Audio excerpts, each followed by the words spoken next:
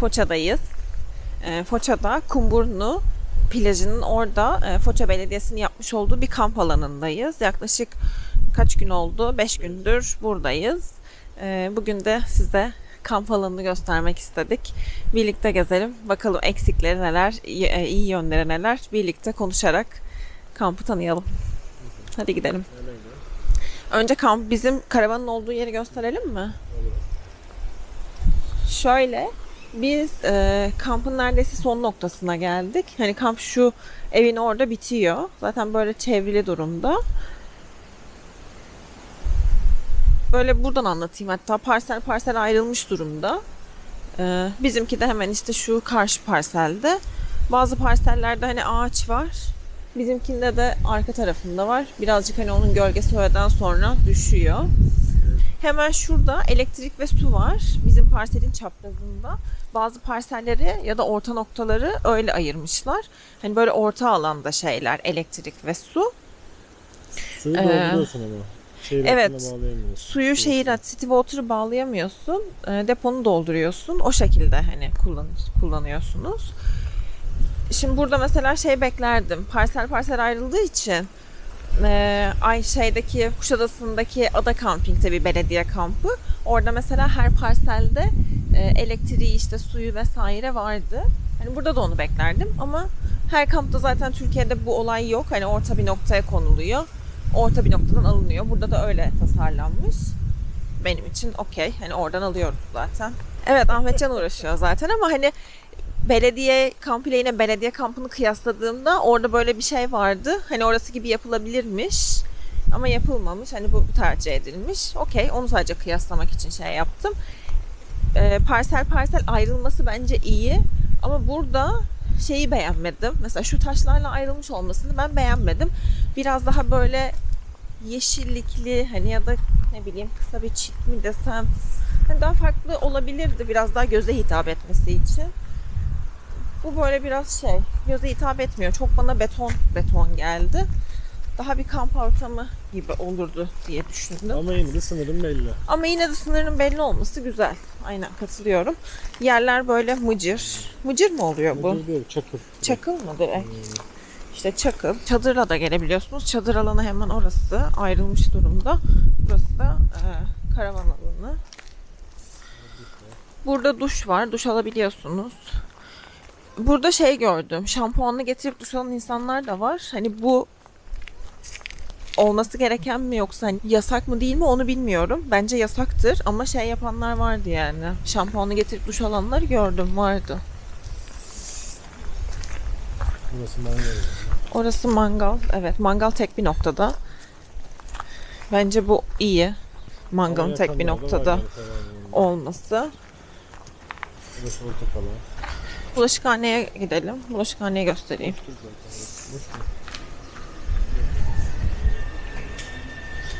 Şöyle bulaşıkhane. Bence güzel. Buzdolabı var, çamaşır makinesi. Buzdolabı var 2 tane kullanabileceğiniz. İşte çamaşır makinesi var. Güzel.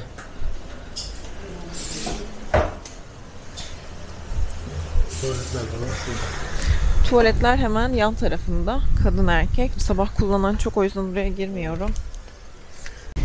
Arkamda gördüğünüz yer az önce girdiğimiz işte bulaşık yıkama yerinin, tuvaletlerin olduğu alan. Tuvalet boşaltım alanı veya gri su için ayrı bir alan yapmamışlar. O yok. Onu da boşaltıyorsunuz. Tuvalete boşaltıyorsunuz. O şekilde ayarlanmış.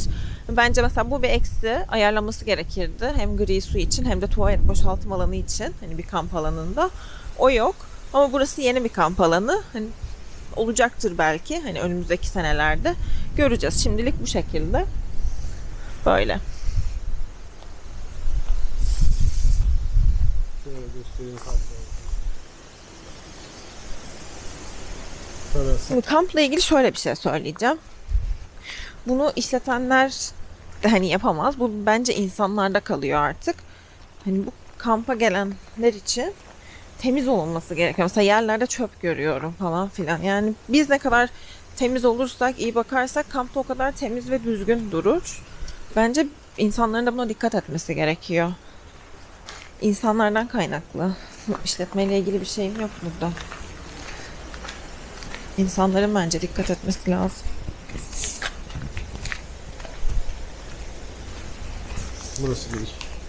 Kampın girişi hemen arkamda gördüğünüz yer. 2 tane kapı var aslında kampa girerken. Biz ilk şaşırdık hatta. Yoldan gelirken de bir kapı var. Orada bekledik. Orası kapalıydı. Orayı açmıyorlar herhalde. Kullanmıyorlar şimdi. Bilmiyorum. Sonra buraya devam ettik. Bu kapıya geldik. Bu kapıdan girişimizi yaptık. 8.30 ve 22 bu saatler. Yani eğer mesela akşam bir yere çıktınız diyelim, saat 11'de geldiniz, bu kapı kapalı, kilitliyorlar gerçekten. Öyle oldu çünkü bizim geçen gün. Arabayı da dışarıda bırakmak zorunda kaldık. Yani 10'da kapanıyor. Hemen girişin sol tarafında da çöpler var. Çöpleri de buraya atıyorsunuz. Devamında da otopark var. Arabaları karavan alanının içinde bırakmak yasak. O yüzden otoparka çekmeniz gerekiyor. Hatta biz ilk geldiğimiz gün hani eşya falan taşırken böyle kaldı orada. Gelip bizi uyardılar, en çeker misiniz otoparka diye. Sonra biz işimiz tamamladıktan sonra otoparka çektik. Bu şekilde otopark alanında var. Sol taraftaki tuvaletler de burası hani belediyenin yeri olduğu için şezlong hizmeti, işte denize girme hizmeti gibi şeyler de veriyor. Hem kafesi de var sahilde. Gelenler hani burayı kullanabiliyor. O hizmetin içinde bunlar da dahil. Çünkü o hizmet için de bir para ödüyorsunuz. Şezlong kullanımı ücretli. Zaten her yerde de yazıyor. Şöyle şurayı da çek istersen. Kumburnu plajı, Foça Belediyesi sosyal tesisleri. Deniz çok güzel. Mesela bu yıl Foça'da mavi deniz anası sendromu vardı. Dün biz de eski Foça'ya gittiğimizde gördük. Çok korkunç, aşırı büyükler. Hani burada daha hiç görmedik. Burada da görenler olmuş güya ama biraz açıklarda. Bu genelde hani kıyı bölgesinde hiç görmedik ve deniz gerçekten güzel, tertemiz. Dalga da yok. Dalga da yok. Rağmen dalga yok. Evet. İşte bu şezlongları eğer kullanmak istiyorsanız ücretli. Kamp sakin olsanız dahi o şekilde. O yüzden biz hemen şuraya, burada böyle bir ağaçlık alan var. Oradaki ağaçlık alanın altına sandalyemizi koyduk dün. Denizden çıkıp sandalyemizde orada oturduk. Burası bütün gün gölgede herhalde. Evet, dün de böyleydi. Hep gölgeydi. Hala da gölge.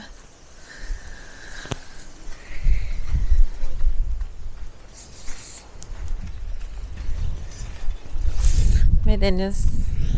Deniz çok güzeldi. Hani sıcaklık olarak. 2 gündür buz gibi. Bakayım mı bir? Gene, kesin soğuktur gene. Bugün de. Dur gidiyorum. Bugün daha iyi. Ha. Dün daha soğuktu. Böyle deniz çok güzel ya. Ya denizi buraya artı 3 puan katar. Evet, kamp alanına deniz gerçekten artı 3 puan falan katıyor. Hem çok yakın hem çok güzel. Kampta da işte daha böyle gelişmesi gereken şeyler var yani. Onlar gelişirse güzel. Kampın ücreti neydi? Bir haftalık 2300 müydü? 2200 mi, öyle bir şeydi. 2300'dü. 1350'ye geliyor işte. Bir haftalık 2300. Biz direkt bir haftalık fiyatını biliyoruz. Çünkü hani bir hafta kalacağız diye girdiğimiz için günlük fiyatı diye sormadık da bir haftalık fiyatı diye sorduk. 2300. Öyle ödedik ya. Girişte hemen kampla ilgilenen kişiler geliyorlar. Hani sizi yerleştiriyorlar vesaire, ilgileniyorlar. Girişte hemen kaydınızı alıyorlar ve ödemeyi de hemen girişte yapıyorsunuz. Öyle o şekilde kurgulanmış. Bu arada onlar çok ilgili yani. Hemen gelip böyle istediğiniz yer, nereye istiyorsunuz falan filan sordular. Bizi yerleştirdiler. O konuda bir sıkıntımız yok. Köpeklere bak.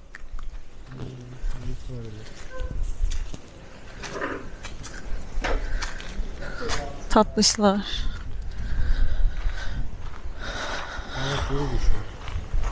Evet, bu duş da işte eğer buraya gelip kullanırsan duşu da kullanabiliyorsun. Duş imkanı.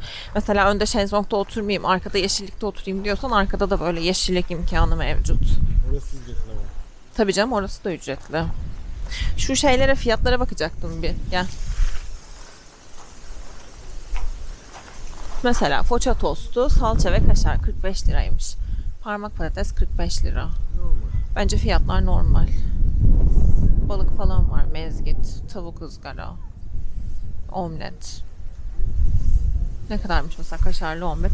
15, omlet 55 lira. Kahvaltı tabağı 125 lira. 125 gayet şey oluyor ya. Burhaniye. Bence de ya fiyatları iyi. Çünkü belediyenin yeri normal yani iyi olmasını beklerim zaten.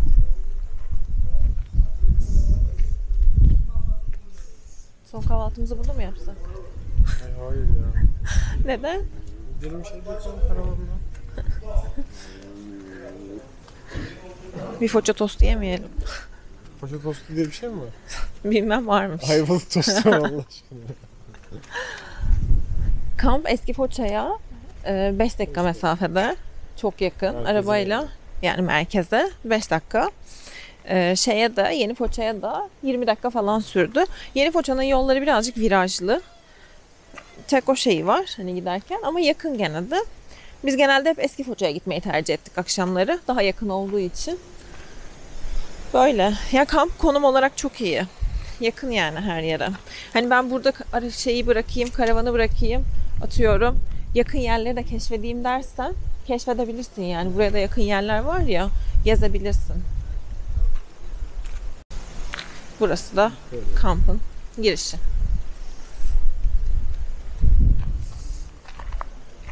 Bir de çok rüzgarlı.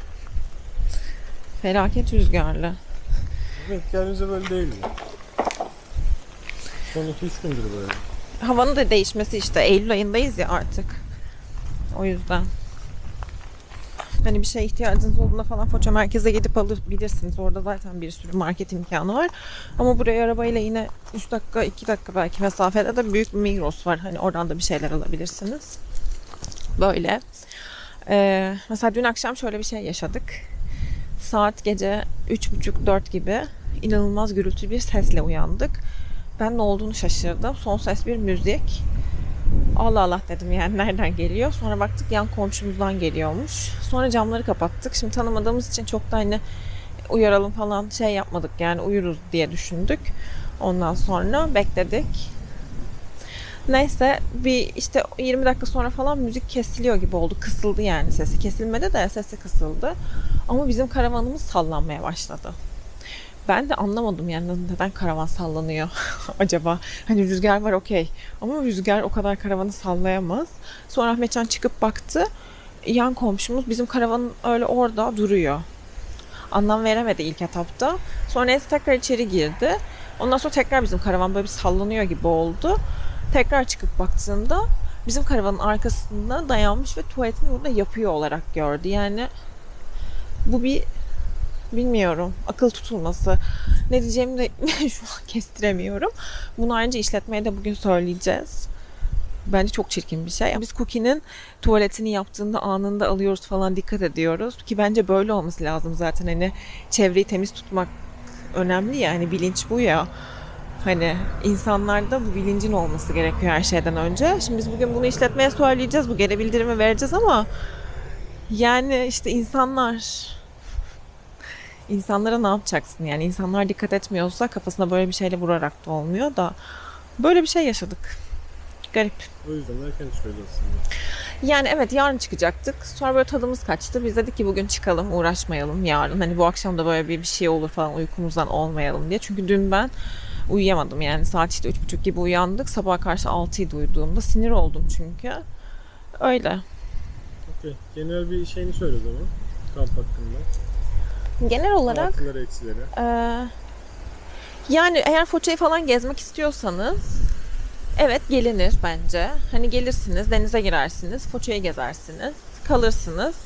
Ama böyle şey beklemeyin yani aşırı muntazam, çok düzgün falan her şeyin ilerlediği hani tüm insanların kamp yapma bilincinde olduğu. Ben öyle görmedim, öyle değerlendirmedim. Ya da bilmiyorum hani bizim İstanbul'daki kamplarla mı kıyas yapıyorum acaba?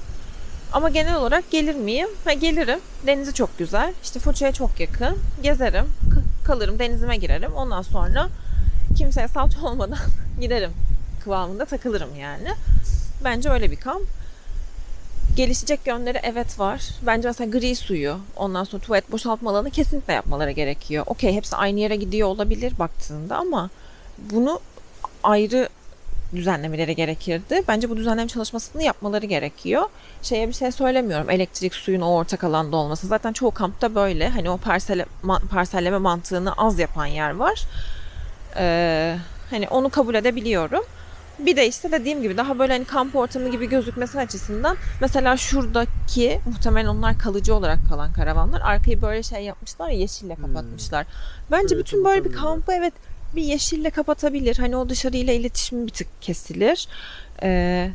Bir tık daha yeşillendirme arıyor Onlar gözü. kendisi yapmış sanki bak şeye kadar. Evet, onu kendileri yapmışlar işte. Bence hani yapılabilir yani bunun hani daha düzgün olması için. Birazcık daha yeşillendirme belki.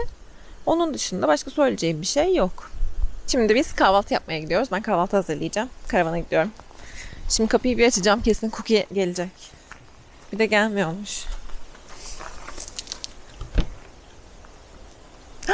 Gelmez mi hiç ya? Gelmez mi hiç ya? Anneciğim hadi gel, kahvaltı hazırlayacağız. Mama vakti. Videomuzu beğendiyseniz beğene tıklamayı ve bizleri takip etmeyi unutmayın. Yeni rotalarımızda görüşürüz.